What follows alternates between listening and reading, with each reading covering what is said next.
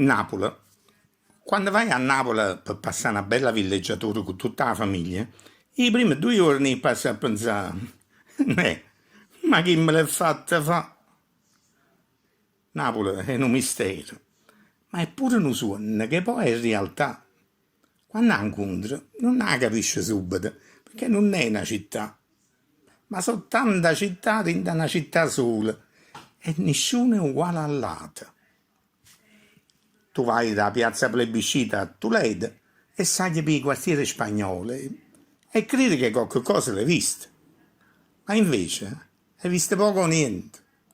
Aspetti una metropolitana che è rubata e poi vai a sapere che l'hanno fatta i meglio architetti e ha fermato di Toledo un'opera d'arte vera che non ti fa sì, ma ti fa fermare.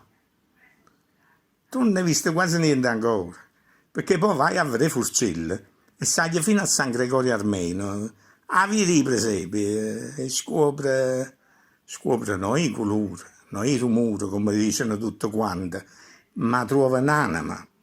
Eh sì, un'anima che è nata cosa, è una cosa che non si tocca ma si sente, è una cosa che si dice prestamente, ti senti respirare in tuo cuore tuo.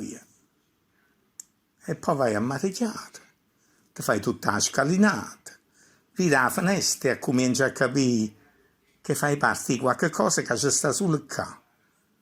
Ma non riesci ancora a capire buono di che si tratta. E dopo 2 giorni a Napoli non ti puoi più fermare. E allora cominci a pigliare conferenze con queste città così differenti. Pusil, Chiaia, Mergellina, Rione Sanità, UVOM, i Campi Flegrei. E poi vai a cercare una pizzeria. Una pizzeria che lì là che hanno fatto la storia, ma ti accorgi che a cercare non è necessario. Perché sono tante pizzerie dove i forni sopra d'arte di tanto tempo fa. Sono già storie, pure loro. Tu guardi un palazzo come tanto e ti accorgi che sono tante donne che ci stanno piezzi di tuffa, mise come comando un signore. Rimaste nostro passato, pure i 700-800 anni fa. E ti arriva un passato, una lezione di letteratura gratis a disposizione di tutti quanti. Poi trova la galleria Umberto I e ti viene subito la paragonare con quelli di Milano. E allora ti incanta. Ti incanta a cercare tutto quello che si assomiglia e quello che non si assomiglia tra questi 2 capolavori, che sono uno più belli in nato. E poi, a Napoli non ti serve un computer per visitare quello che vuoi vedere. Basta che tu domandi un'informazione e ti spiegano tutte le cose da capo o per. Anzi, spesso ti accompagnano personalmente là dove hai. Eh sì, è vero. Napoli tiene tanti monumenti che sono patrimonio dell'umanità e 7 bellezze. Non c'è sta nessuno come essa. Eppure c'è sta sempre qualche cosa che non riesce a cogliere. Qualche cosa che la trova o almeno la sente l'adora quando stai per lassare.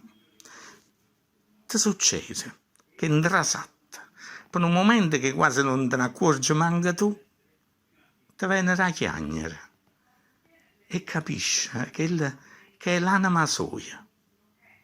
Un tesoro vero di Napoli non sono i posti, non sono l'opera d'arte, l'architettura, la storia, la cultura, un mangiare, i colori, no.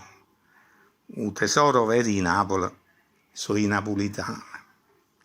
Senza i napolitani, che sta qua, sarebbe solo una città bella assai, e non una città che pure girando per tutto il mondo sano, nessuno come essa si può trovare.